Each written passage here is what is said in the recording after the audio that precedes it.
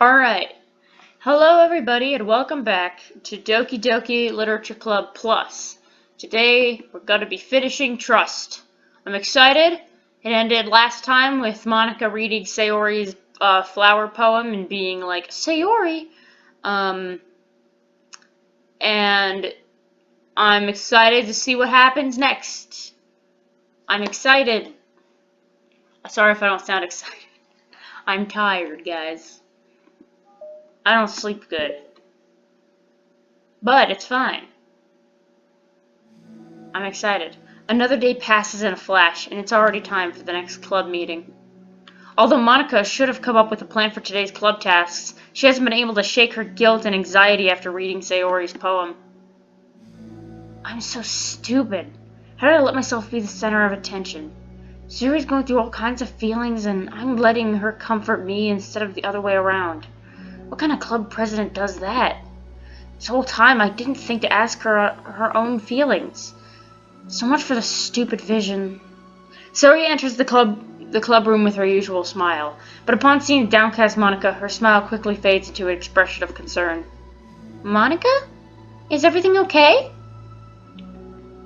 I'm really sorry. I'm such a terrible friend. Huh? What are you talking about? You're an amazing friend. This background audio is really nice. Monica shakes her head. I made this all about myself. Even you said so yesterday. You told me I'm trying to make the club that I need the most, right? But my problems are so trivial compared to yours. Sayori responds quietly. What are you talking about? But as she says that, her face darkens. Through the silence, Sayori mutters her realization. I left my folder here. Monica stares blankly ahead, unable to come up with a response. I wasn't ready to share those. Now you're worrying about me. I don't want that. But why? We're friends, right? Wordlessly, Sayori nods. Friends look out for each other. I want to be here for you as much as you're here for me. Another long moment passes in silence. Aw, hug Sayori, Monica. Hug energy is the best. Remember that, Monica? Hug her. Give her a kiss. Sorry, that's what I would do. Just kidding. No, I wouldn't. I would be very uncomfortable and probably leave the classroom knowing me. I'm not very good with the emotions. If you can't tell by me making jokes during this heavy moment. I'm so tired. I'm going to try to record 2 videos today. Not exactly about Doki, but just videos. Though I might record another Doki, I'm not sure yet. The air is incredibly heavy. This is different. It wasn't about you yesterday, it was about the club. Besides, things were so happy yesterday. You don't need to do all this all of a sudden. I don't want it. I like happy, so if you do this, then you're just being selfish. Give her a hug, Monica. Monica massages her forehead, struggling through the frustration of such a paradox. It's understandable that Sayori isn't ready to share certain things, but as unfair as it is for Monica to pry, it's also painful for Monica to force herself to ignore the needs of her friend. I'm sorry I looked. I disrespected your privacy. No, I don't blame you for looking. You would have at least needed to check if it was mine. Yeah. Monica takes a deep breath.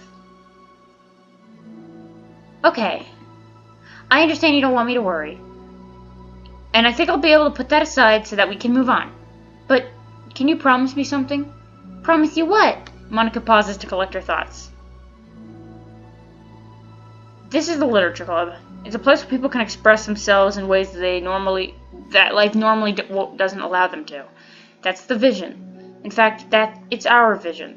Right the way into your heart or whatever. So I just wanted you to promise me that you'll remember that too. It doesn't have to be right now, but I want to be here for when you need it. I want us to be ourselves like that. Sayori smiles gently. I'll promise if you promise.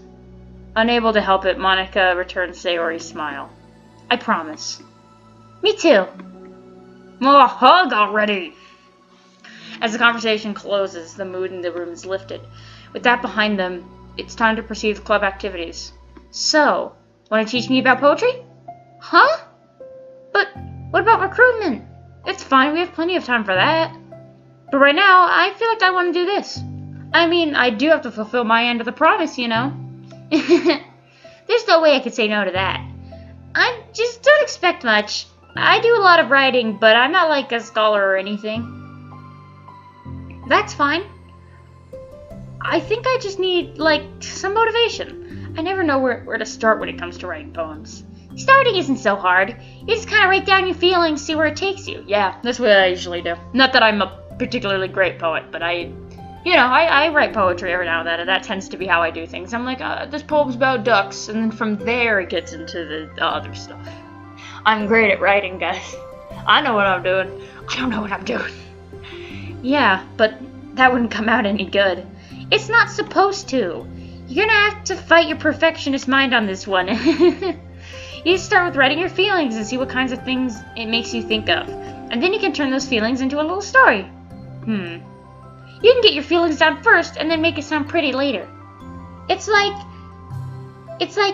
not like building a railroad where you go from one end to the other. It's more like a college. A collage. Goddamn, a college. It's more like a college. Have you been to college, Monica? We are 18. It's more like a collage where you find all the things you want to put in and then you arrange them in a pretty way. At least that's how I do it. It's not like it's the only way, but it's a really good way to not get stuck right at the beginning. I understand. Yeah, I always get caught up in how it sounds that I forget what's actually important. Monica pulls out a paper and pen to start writing on. Stop being a perfectionist, you idiot. I'm just kidding. Monica scribbles out, you idiot, after she writes it down. No, keep it! What? Why? Are you calling me an idiot? Of course not. But the point is that you're not supposed to police your feelings, right? Be as dramatic as you want. But I was just... Oh, yeah. Underneath the scribble, Monica writes, you idiot. She stares at the paper. Her words stare back at her. It's kind of funny how I wrote down what I'm mad at myself for, and then I did the exact thing anyway. This is gonna take some getting used to. I believe in you. Thanks, I do too. Me, I mean. But also you, of course. Monica continues the exercise, jotting down her thoughts. It's surprisingly quite a struggle to write without overthinking it. Yeah, that's true. But after a while, with Sayori's guidance and encouragement, Monica's sheet of paper begins to look fairly lively, prepared with all sorts of her random thoughts. Monica looks down at her sheet. Gosh, I feel so tense looking at this. I hate it. But it's also kind of liberating. I can tell how hard you're trying. It makes me happy. I think you'll be good at writing poems. Oh, Monica's the best at writing poems. Her and Natsuki have my favorite poems ever. Like, honestly. When people are like, what kinds of poems do you like? I have to say, don't say Doki Doki Literature Club. And then I say Shel Silverstein because I'm classy. Anyway, don't give me that too much credit. I have to try really, really hard at it. But I think it's something that I'll enjoy doing. With you. Sayori beams. I'll stop here, but we still have time. Let's work on a new flyer for the club. I won't be so picky about the language. Yay, let's do it! Monica and Sayori proceed with their work. With each passing day, the two of them become more confident in the club. Not simply from their recruitment planning, but from their vision as well. As their bond strengthens, so does the essence of the literature club. Finally, they begin to truly feel it's only a matter of time before they find more members.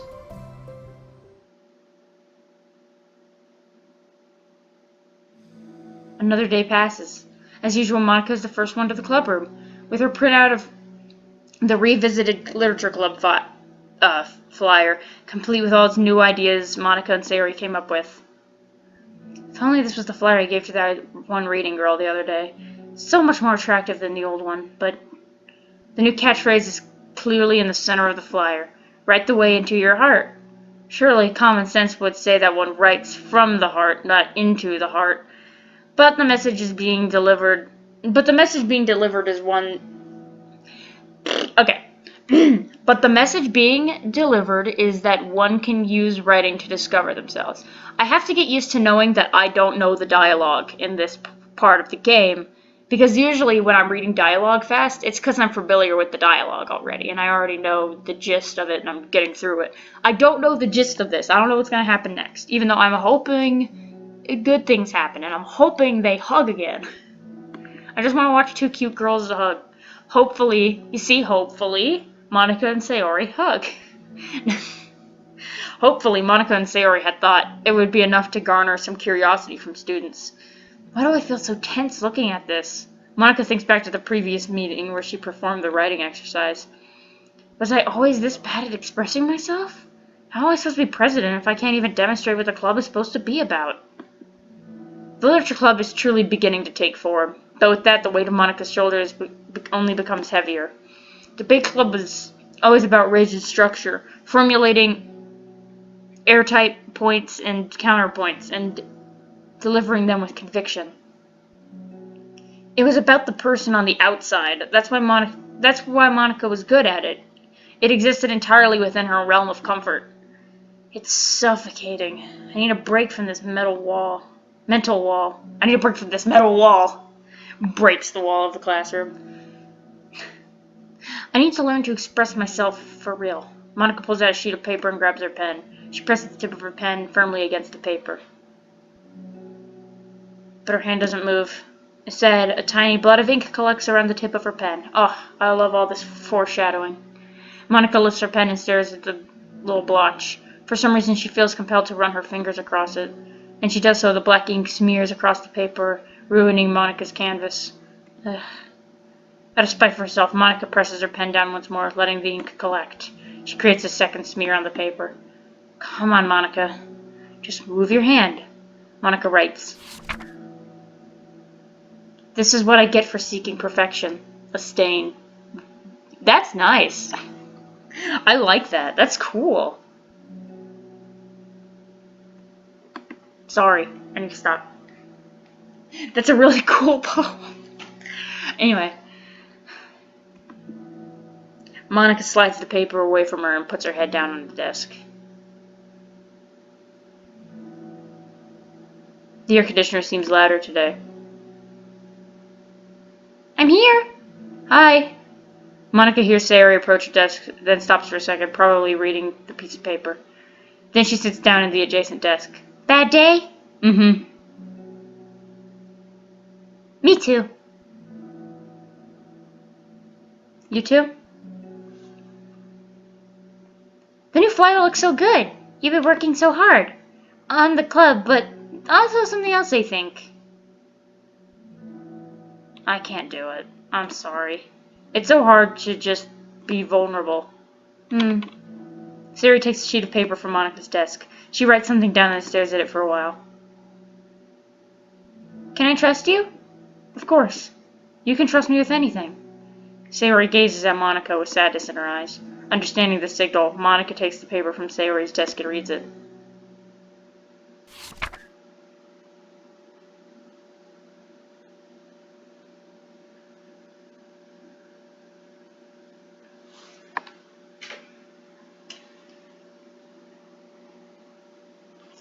This is getting heavy. Maybe it's because I'm tired, but I am getting a little misty-eyed right now. I don't know why. Hug! Sayori. This is really, really hard for me. Her voice shakes. So if I can do it, then you can too. Because you're like a million times better than me. That's completely not true. Sayori takes a deep breath, trying to steady herself. That's something about me I've never told anyone before.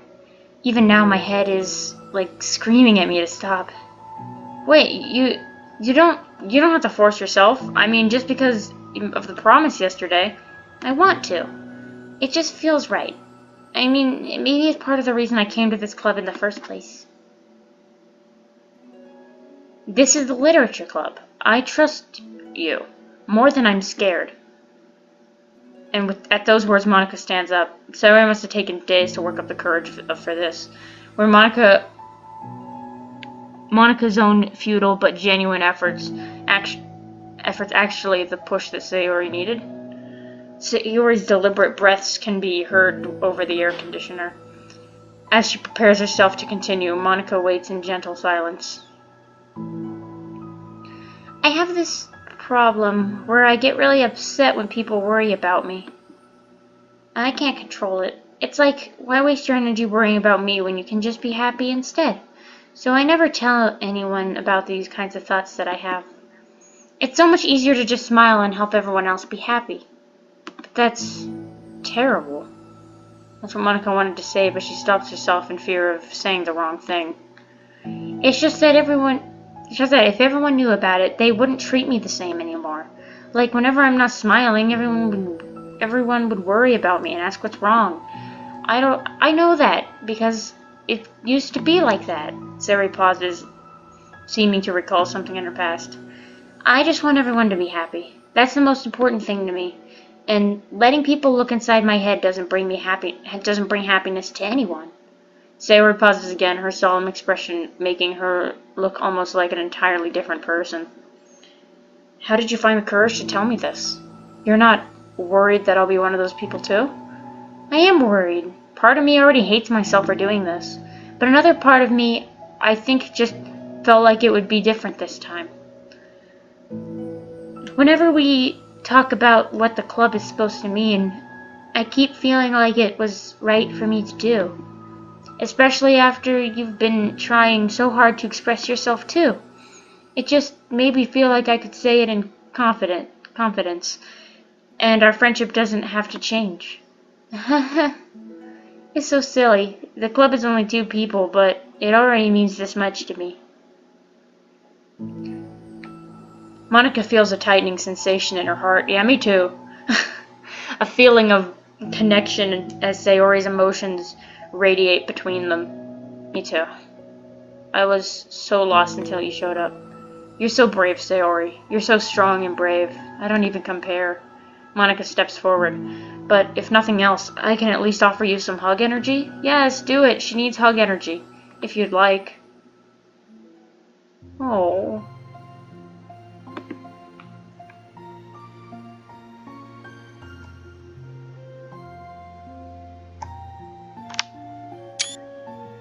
No, I need a picture of this.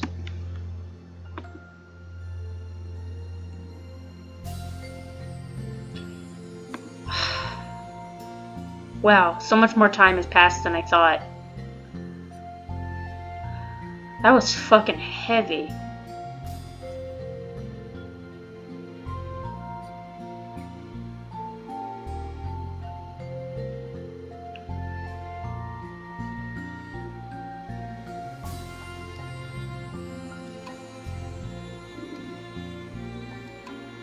Jesus Christ.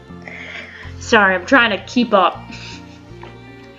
Guys, something you need to know about me. I'm not good at emotions. It's just not where my strong suit is. If I did share a poem in the last video, and I do share a poem in this video, I think you'll realize that I don't do emotions good. All of my poems are so fucking stupid. I can't do emotions at all. It's just not my strong suit.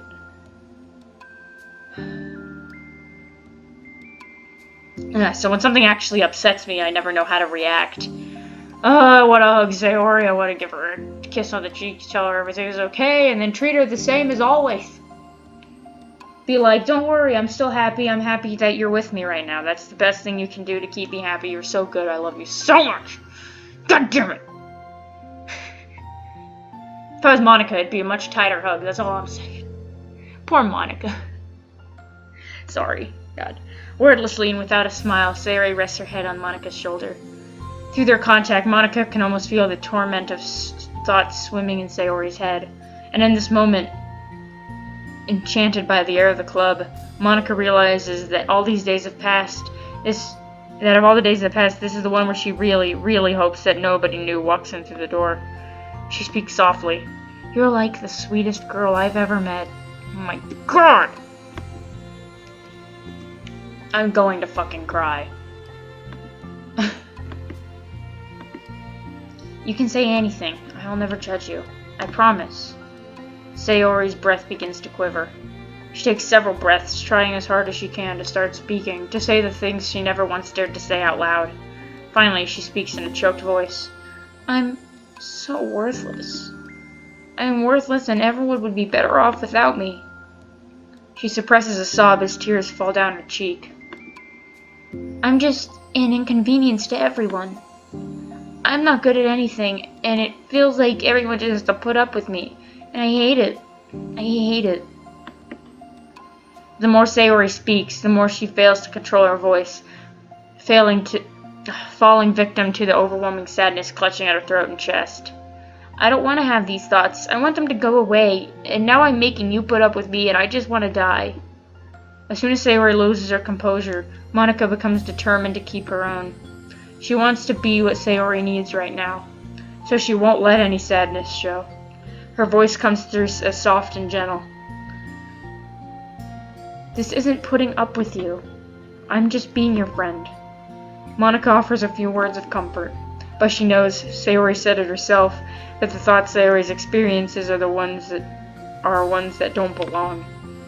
And Monica can't magically make them go away. Save me, Pepsi.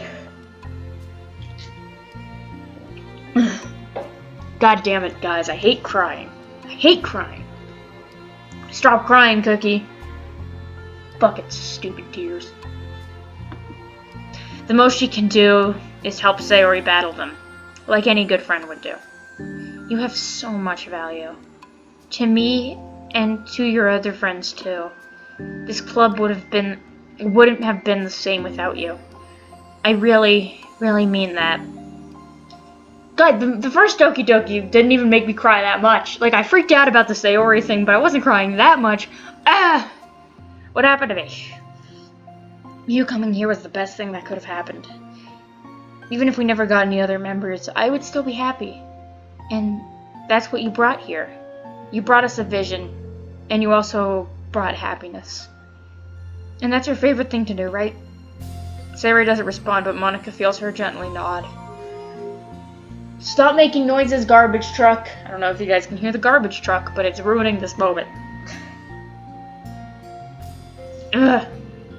I'm gonna reach into my heart, my chest, pull out my heart, and throw it on the ground. I don't need it.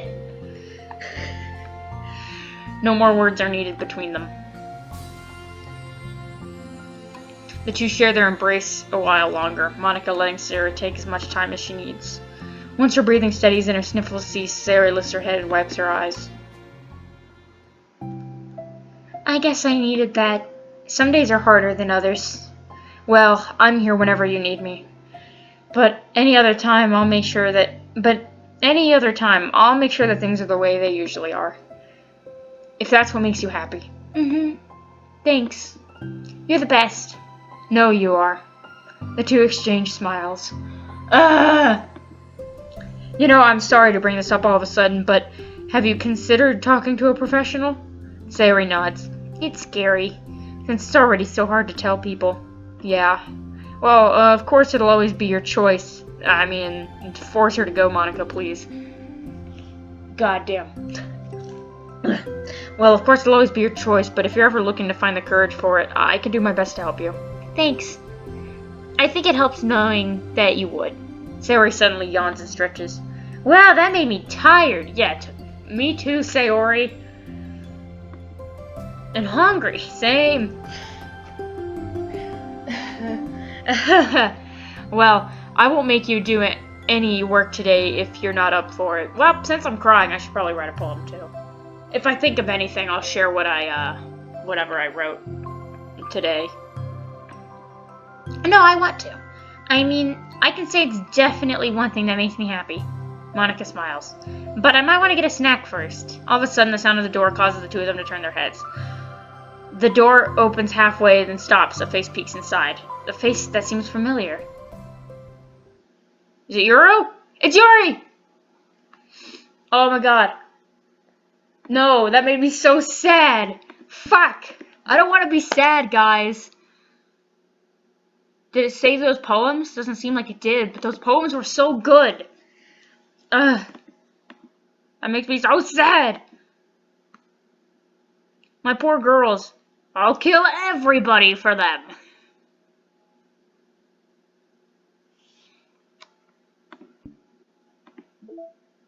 That made me so sad. Did I get him in the mail?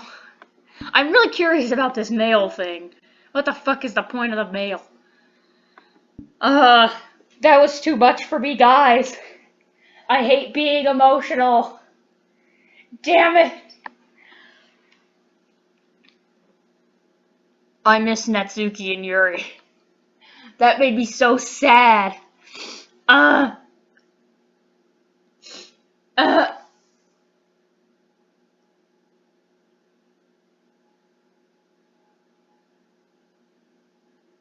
Oh, I'm gonna stab a bitch. Ah! Okay, I'm done. I'm done making stupid noises. I don't know how aggravating or annoying those noises are, so I'll stop. But thank you so much for watching. As usual, all the YouTuber stuff like, commenting, subscribing, and don't care. Do whatever you want, buddy. Dislike the video and say, I hope you fucking die in the comments. I do not care. Do whatever you want, bitch. It's your life. I'm really pissed off now. I get really mad when I cry. Anyway, again, thanks for watching. I'm gonna leave now. I was hoping to stop the video at a perfect 26. Damn it. Oh well, it's fine. Ugh. I'm gonna rip out my soul and rip it into tiny little fucking pieces.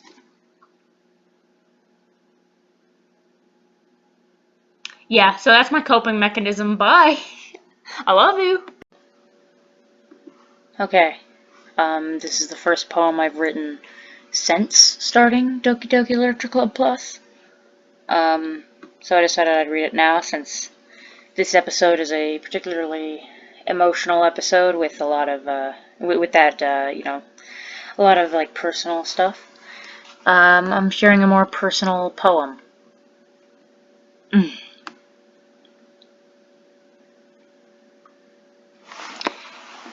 Sorry, had to, like, slow my brain down for a second there. An echo chamber full of small holes. I think of it every morning. Other echo chambers are full of people in the thousands, but my echo chamber is empty, yet I was unaware that a crowd of people were peering in through the little holes, hearing each of my echoes. As my echoes become louder, more people crowd around the chamber, peering in, silent as mice. The echoes get louder. Echo, echo, echo, echo. How would I know this chamber would become my private echo chamber? If only the holes were bigger, if only the people outside could see me, but they still wouldn't know me, because as the chamber goes echo, echo, echo, echo, the echoes get quieter and lose their meaning. Echo, echo, echo, echo is a meaningless noise, simply a sound, an onomatopoeia that stands in place of my cries for help.